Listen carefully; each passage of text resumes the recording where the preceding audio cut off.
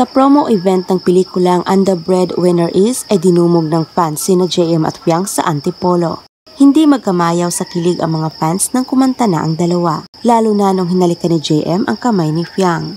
Baka sa mukha ni Fiang ang pagkagulat sa mga sandaling iyon, pero ayon sa iba ay tila nagpapahiwatig umano na may totoong namamagitan na sa dalawa. Ayon pa sa komento ng isang netizen, ay kaya umano hinalikan ni JM yung kamay ni Fiang ay dahil sa picture ng JM Jazz na nasa gilid ni Fiang. Nakita umano ito ng dalaga kaya't biglang ibinaling ang tingin nito kay JM na nakangiti.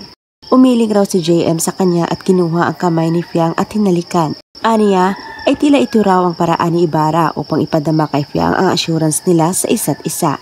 Samantala, nakikipaghalubilo naman ang JM Fiang sa kanilang taga-suporta na matyagang nag-antay sa kanila sa nasabing event.